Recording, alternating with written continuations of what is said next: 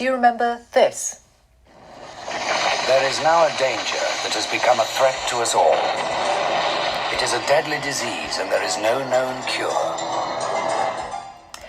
AIDS Don't Die of Ignorance, the TV campaign you might remember from 1987. Thankfully, times have changed medically and in messaging. A new Scottish public health campaign has just begun like this.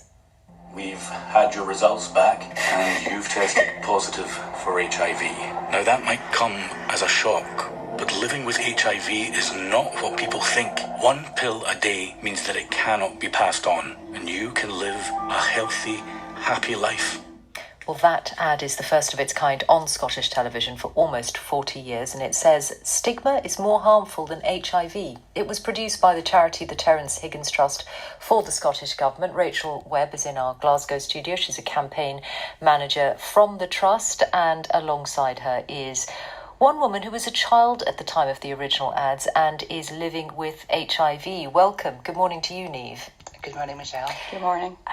What do you remember, Niamh, of the ad? Did you see it at the time? So yeah, without giving away my age, I was 11 in 1987 and we were in the last year of primary school. So it was kind of talked about, we thought we knew about sex at that age when obviously we didn't. And we knew that this advert was going to be aired because it was event TV in 1987. Everyone knew when it was being broadcast, but I wasn't allowed to watch it. But this was the Tombstone one. I think if anyone's, I doubt that anyone who's our age will, it won't be ringing a bell. But those were the visuals accompanying it. There were leaflets as well. The way that it was presented, did that affect you when you came to be diagnosed yourself? Yeah, I think so. I think that Tombstone cast a large shadow over all of us because that was the only source of information that we had, even if we didn't get to watch it on transmission originally. So yeah, there absolutely was, a direct link to that and sort of the worry around that because everyone was kind of terrified back in 87. Did it delay you seeking help?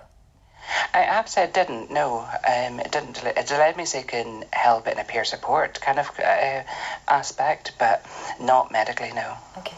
Rachel, you've been involved with this particular ad, but can we go back to the original one? In messaging terms, was that campaign a success? The Tombstone ads of the 1980s? Yes.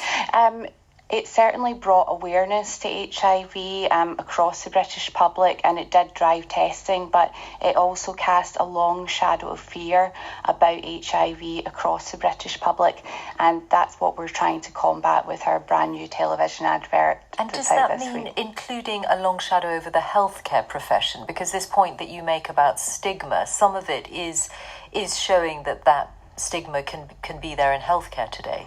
Yes, absolutely. So on this campaign we work very closely with people living with HIV in Scotland, and they shared their experiences of stigma that they've received, and many of their examples were within medical settings, so with NHS doctors and nurses in clinical settings. And give me an example. This doesn't mean people involved with the delivery of their HIV care. Other things, pregnant women, seeing the GP, ordinary other procedures. Yes, exactly. So we had lots of examples of when people living with HIV went for their COVID vaccine, they were told that the nurse would need to put on 2 pairs of gloves just to be safe so they didn't catch HIV, and many other examples of this happening routinely in medical settings in Scotland. Niamh, did you ever get any of that face to face? Yeah, absolutely. Excuse me. I think it's really important to say with the adverts that we've got 4 scenarios in the advert, and most people living with HIV have experienced 3 of those, but sadly too many people have experienced all 4.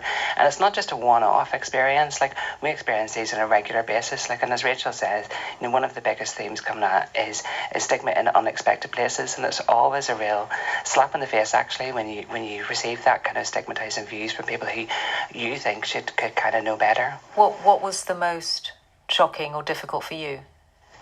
I think, well, actually, it was myself that receiving my COVID vaccine. That was meant to be a joyous, experience.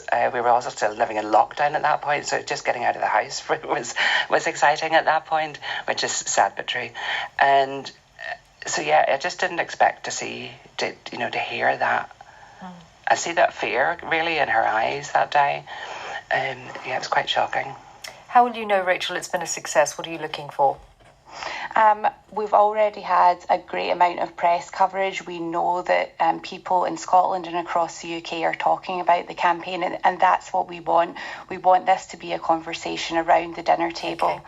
Well, thank you very much for talking to us about it this morning. Rachel Webb from the Terence Higgins Trust, and Niamh, thank you to you as well.